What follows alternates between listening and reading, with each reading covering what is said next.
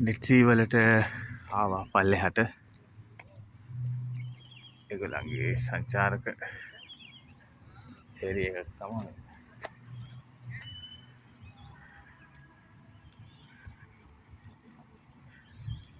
අපි යන් ඉස්සරහට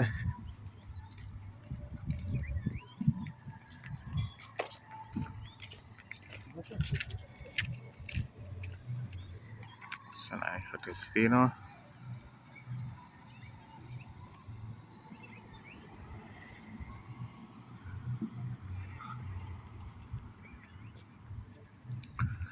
මං යනවා බීච් එක පැත්තට.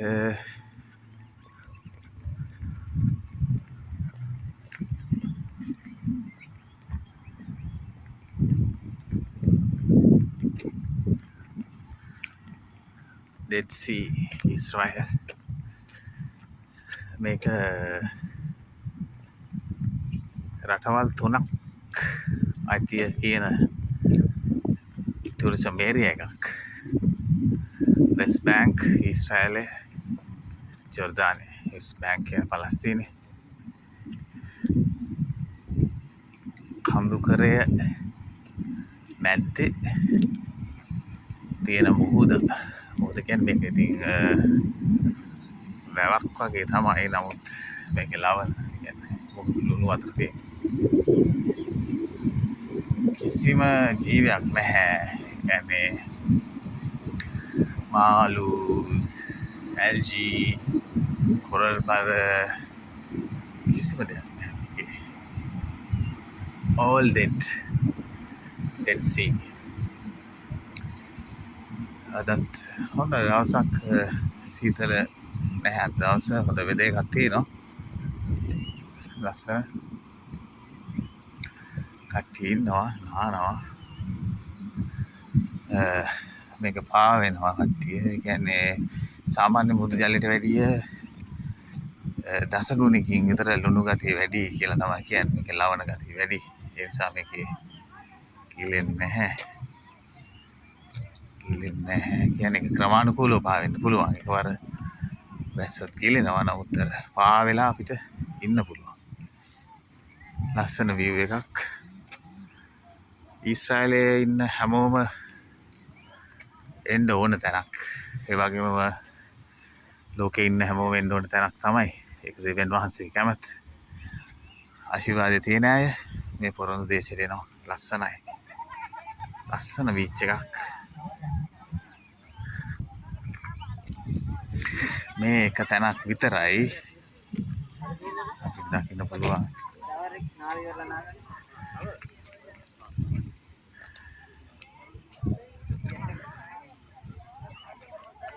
ලස්සන වතුරක්.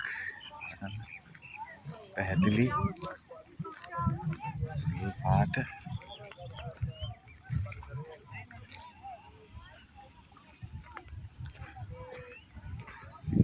ලුණු තියෙන්නේ. ඒනනවලට ලුණු. මේ වගේ ලුණු අති විශාල ප්‍රමාණයක් තියෙන දැන් තියෙනවා. අපි යන් ඉස්සරහට වීඩියෝ එකේ. ඊගාකේ මම පෙන්නන්නම් මෙතන මේ හොටෙල් ඒරියා එකක්.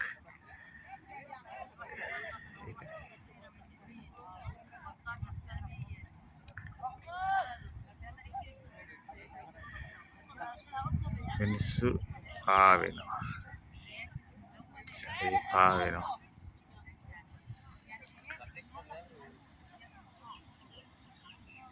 ලස්සනයි. ලෝකෙටම එකයි.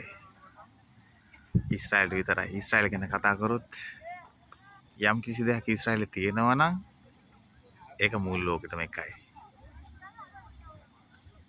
ඒක තමයි මේකේ විශේෂත්වය. ජේසුගේ රට, දෙවියන් වහන්සේගේ මැවීම.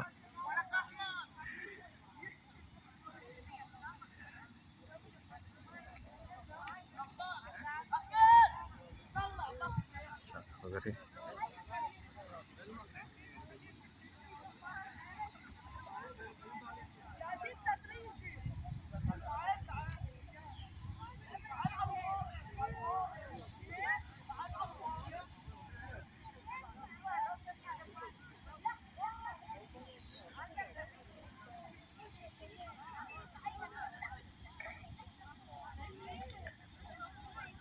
අපි හම්බෙමු තව වීඩියෝ එකකින් ඉස්සරහට ඉන්න.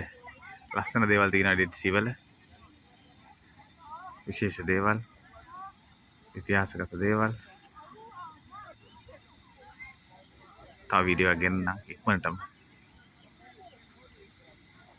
සුබ දවසක්.